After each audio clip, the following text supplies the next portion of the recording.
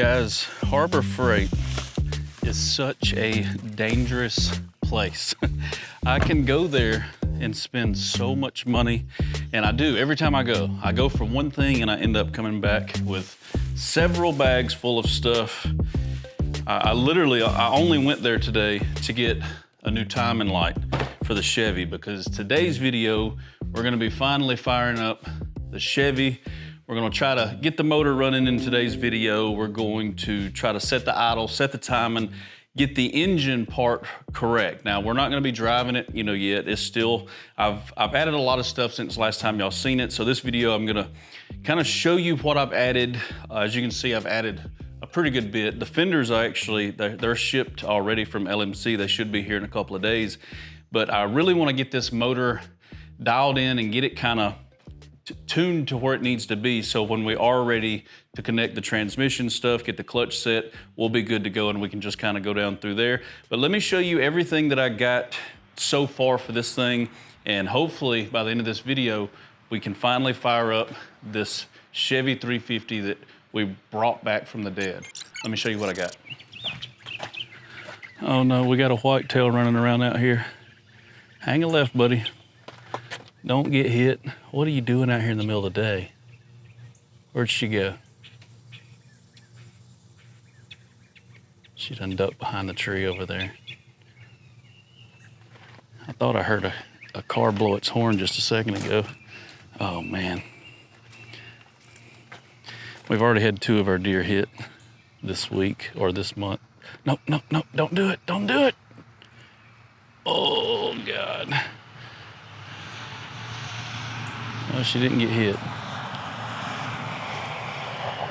All right, let's back to it. Even though this looks like it's less than half of a truck, I feel like I have made so much progress on this truck over the last couple of weeks. As you can tell, I've got brand new inner fenders and even a brand new front core support. I wasn't gonna replace this front core support, but as you guys know, if you're familiar with these square bodies, they like to rot out right up under this battery box over here. And because they end up holding a lot of water right here. So this is usually rots out, and it rotted the front inner fender, which these are cheap. These are like 20 something bucks, but this was not cheap. This was like $300, but they hold water, and it rotted out this front inner fender, and that also rotted out the front corner of this core support, and plus, it was missing the battery tray and everything. So all of this is brand new. I even got a fan shroud put on this thing. You can see most of this truck is complete, or most of the engine is complete in this truck. You can see the stuff that I didn't replace. Like you can tell that's the old stained up alternator. and I think the distributor I didn't replace the distributor, but I've got the fuel hooked up to it. I've got the fuel gauge hooked up. I got the heater core hoses. Actually, this is brand new too, or inside here. That is a brand new heater core, because I found out really quick when I filled up the radiator with water that this leaked. So I had to go ahead and tear into that. So I did put a brand new heater core in. I put a brand new motor, brand new fan. Hopefully all of that works and we don't have any issues. And as you can also kind of see, let me get over here so you can see. As you can see, there's no wiring, that traditional Chevy GM wiring harness that's kind of draped across the firewall. I hated that look. I really wanted to build this so that there wasn't a ton of wiring showing everywhere. So when I rewired it, I had to fix the harness anyway. So when I went through and started rewiring this truck, I tried to hide as many of the wires as I could. So like these are obviously they're gonna be on the back side of the fender when they get here, but I've got the wires routed so that they go behind the firewall, kind of over the hump. And I did delete the GM little junction block because I wanted to add my own. So I added that over here. This is just something I picked up off Amazon, and I was able to use it for all of my hots. I know that where each one of these goes, one delivers power to the cab, and you got the starter wire and then your battery wire. So I was able to kind of tuck it down there, tuck it out of the way and hide it, run new wire and kind of color code everything that I wanted to. I got the fuel pressure gauge put on. This thing's basically ready to go. I've already got the radiator full of water, and this week I had to go dig around in a scrapyard. And the reason that I had to dig around in the scrapyard was because, if you guys remember, this truck had a huge body lift. It had like a 4-inch body lift on top of a 6-inch suspension lift on 40-inch tires. It was a monster truck when we picked it up. But those body lifts, I hate putting body lifts on a truck because it's not just a lift. If you're ever thinking about putting a body lift on your truck, just know that you're not just gonna lift your body up. You're gonna have to extend everything. You're gonna have to stretch everything because you're raising the body away from everything. And I ended up having to go dig around in a scrapyard this week in like 106-degree heat index to get a new shifter, a new clutch linkage, because what happens, and I guess I can show you. Let me show you right here. So like this is my clutch Z-bar. And this is the one out of my truck, but I cut it right here and re-welded it together. But the reason I had to do that is because when they put the body lift on it, they cut this in half. This hooks to your pedal, your clutch pedal, and then this end hooks up under the truck to your clutch or your little mechanism that goes to the fork. Well, when you put a body lift on, you have to extend this. So they cut it here, and they had welded a piece of 4-inch pipe, so that put this way up here. Well, I tried to get away with just cutting it. I didn't know the exact measurement it needed to be, so I cut it and welded it back together, as you can see, where I thought it would be. Well, it was too short. It was like 1.5 inches or 2 inches too short, and I just couldn't get the clutch to feel right. So I went to the scrapyard, I dug that out, and then I also had to dig out, this is the shifter. This is the actual shifter for the truck. And the reason I had to get this, let me show you. I did pick me up another one, thank goodness. It's really hard to find a square body in a scrapyard that's not an automatic. But I had one pop up kind of locally to me, so I went and crawled around and got me one. But as you can see, I got one now. And it was rusted solid, so I did prime it down, and I actually CAD plated that. I'm probably gonna do this to match it because I think that'll look good with the khaki that we're going with in here. But the reason I had to replace that, see how this is such an angle, and it brings your shifter all the way back to your seat so you can actually go in forward gears and reverse gears. Well, when they put the body lift on there, if you imagine, like here's the floor, when you raise this up 4 inches, they come up to here with it. When they come up to here with it, they couldn't get it in these bottom gears anymore because the body was in the way. So whoever did this had to heat up this shifter and bend it up. So now you can see that if I would have put this back in, and I tried, I put it back in with the lift gone, I couldn't get this into the forward gears. And I could have just heated this up and bend it again, and I may do that just to have a spare, in the future. But when this one popped up, on the scrapyard, I was like, well, I'm just gonna go pull it. So I pulled it. So now we got a good shifter. We should be able to shift the gears, and the clutch hopefully will work with that extended Z-bar. And I ended up grabbing a few other parts and pieces while I was at the scrapyard that I thought I would need. And what's crazy is after I started, I've been doing a little bit of time to this truck over the past few weeks in between working and doing other stuff around the house. And I got to a point last week where I put the new Z-bar on, I put the shifter in, I come out here, I put a new master cylinder on, and I bench bled it and put it on. And then I got to looking, I was like, all right, what's next? Because I've been kind of checking stuff off as I did it in my head. And I started looking around, and there's really nothing left to do except for to crank this motor. So then, I wanted to make sure that I did record it and we cranked it and we try to set the idle and everything.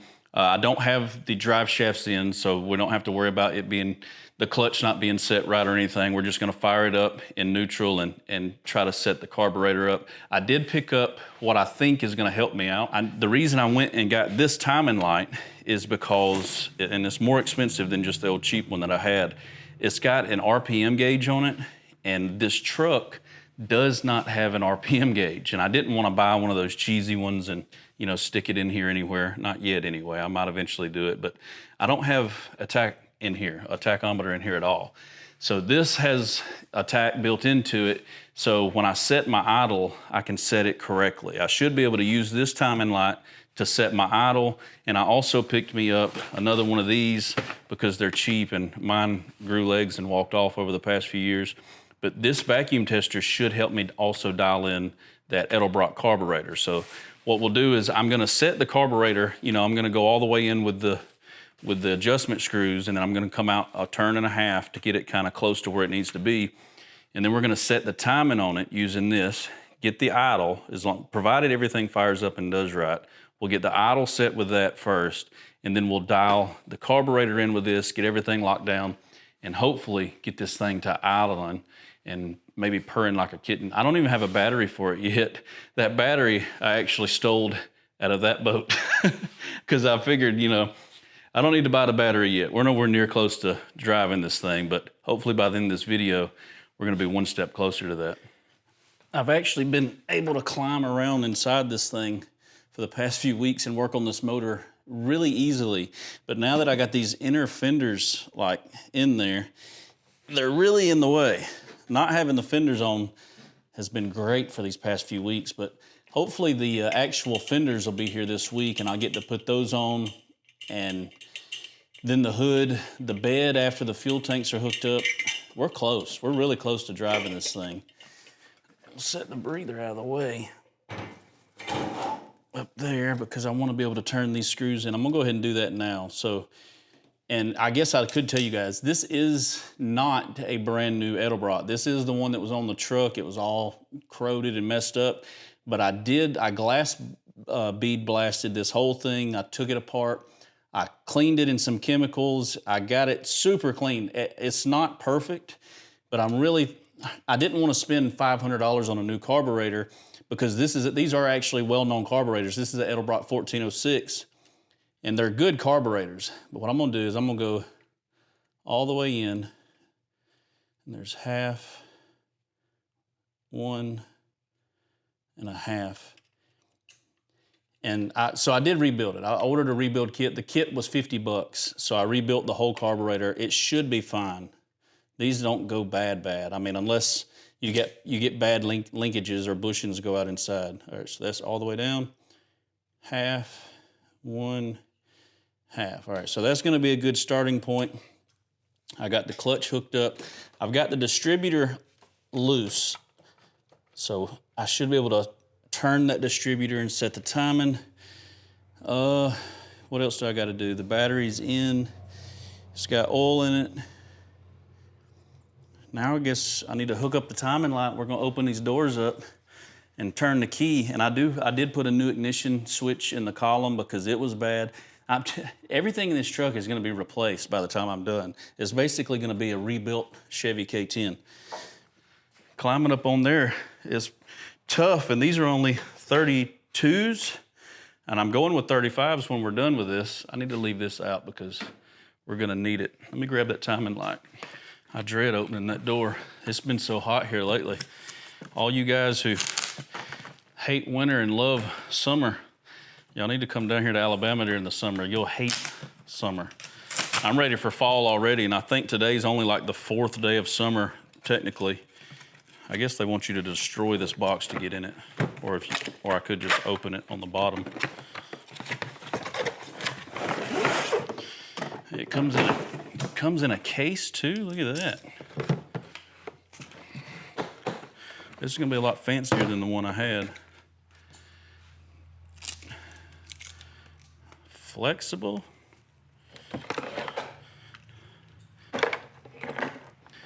Hopefully there ain't nothing too fancy that I don't know how to work this thing.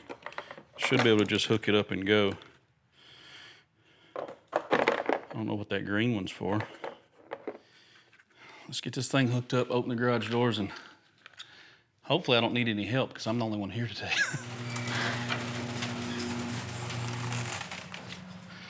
You gotta tickle that door back there as it's opening. If not, it'll go off track every single time. All right. Why am I nervous? This thing's gonna run. It's gonna run. I built it right. It's gonna run. It's gonna run. If it don't run, if you're watching this video, that's a good sign. Because if it don't run, there probably won't be a video for you to watch. And I'm just out here basically talking to myself the whole time. I'm not sure what this green one is for. It's not a ground, is it? Another ground? Heck, I might have to actually look it up. Let me plug everything up.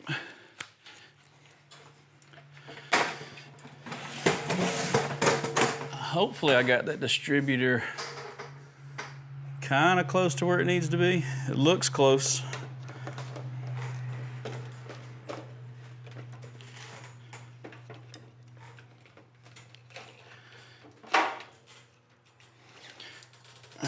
negative, positive. Here we go. There's no fuel up there to the pump yet, so it might take it a minute to crank over.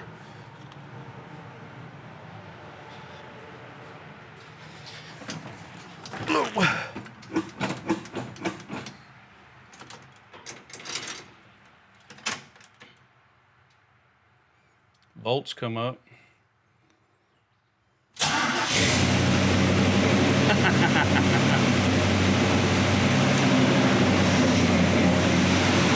Wow.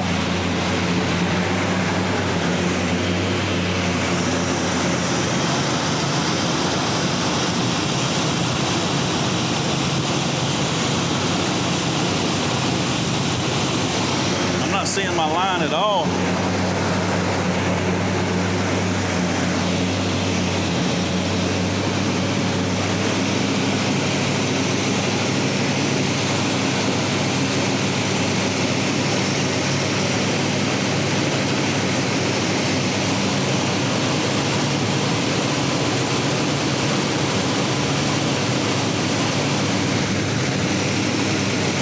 Still, I may need to let it get up to temperature.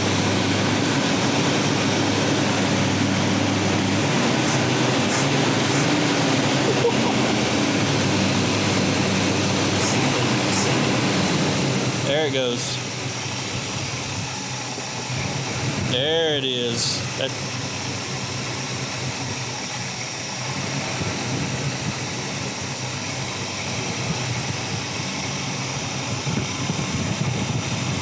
That's about 12 degrees right there.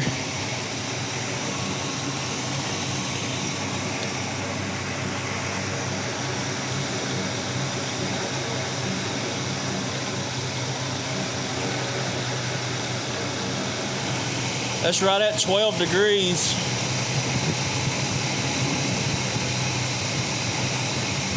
It was too much.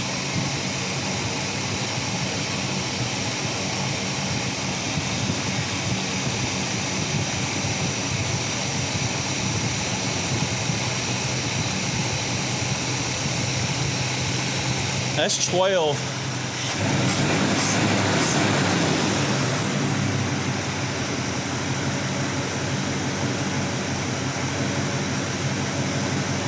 It's idling at 700.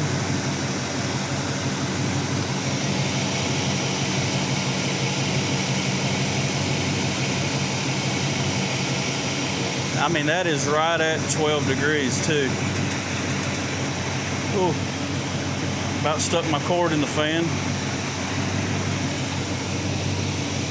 Now what I'm gonna do is I'm gonna let this warm up for a minute. I'm gonna keep the gun hooked up to it. And I've also bought a temperature gun, which I didn't see it in the bag. I hope I got it when I left. I wanna keep an eye on this temperature to make sure that that gauge is accurate. And then we're gonna, once it's warm, we're gonna hook up that vacuum and dial that carburetor in to where it needs to be. I think 12 degrees is gonna be good for this timing. I can't believe this thing's idling like this, y'all.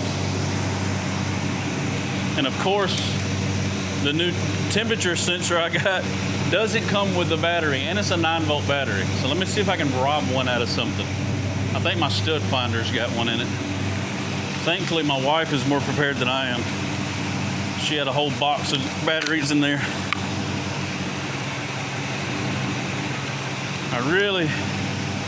I mean, the fan's working because it's a mechanical fan. It shouldn't be running hot, but I'm always scared to death.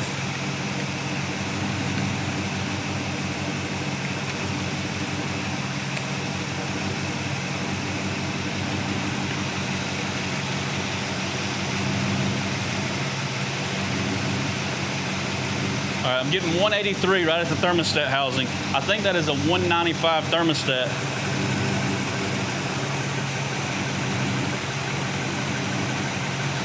That's fine. I'm just going to keep an eye on it with that. Let's see if we can dial this carburetor in. I'm going to try to do this while it's running. I might have to unhook a vacuum line off the carburetor real quick.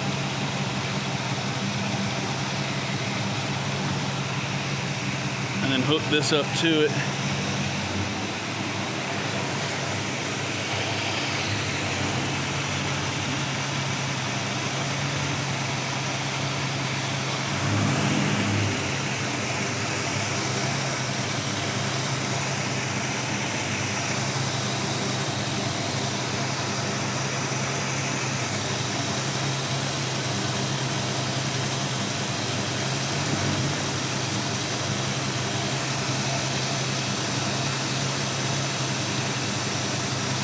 feel like I hear another vacuum leak.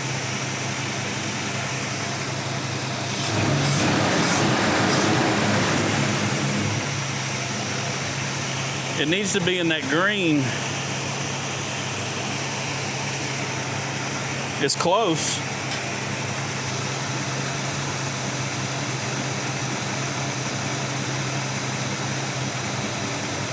That made it go further away.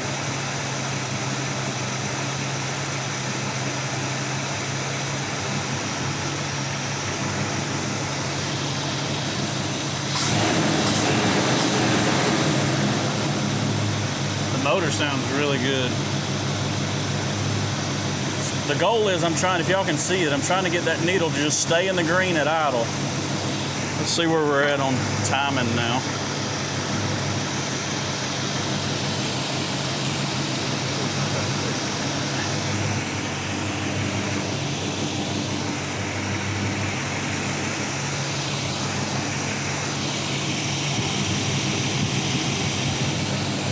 I still feel like I hear a vacuum leak somewhere.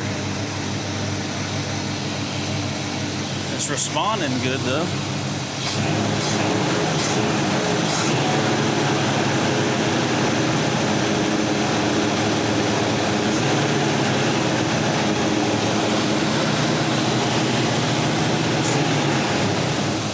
Sound like the choke stuck that time.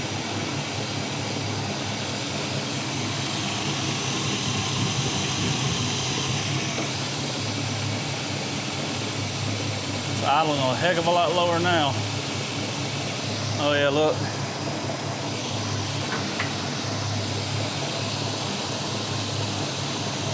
See, I don't know what happened. It was in the normal until I revved it.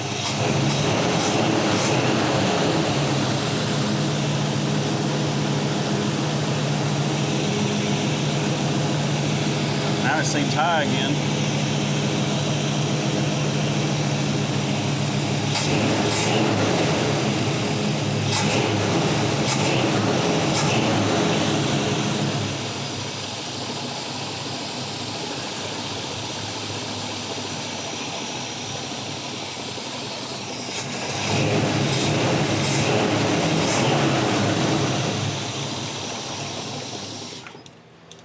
Yeah, I think we might have a vacuum leak somewhere.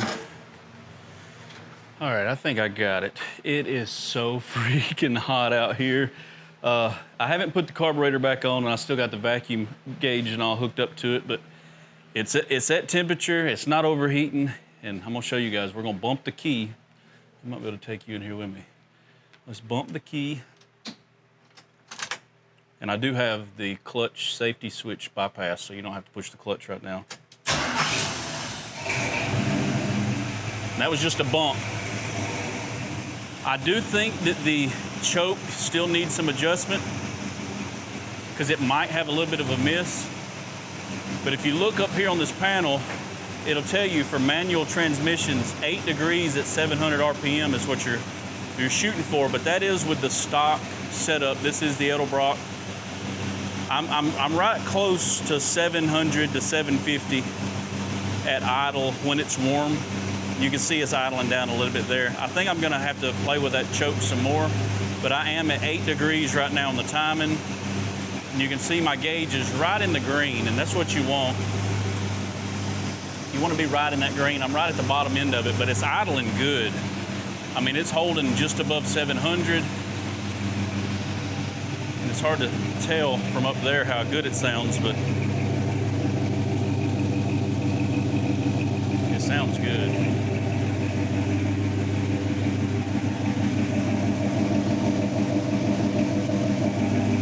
I know it probably don't sound near as good on camera, but I wish I had a tachometer in the truck. But let's see. I'm just gonna, I think that choke is gonna end up giving me problems. See, it's stuck right there.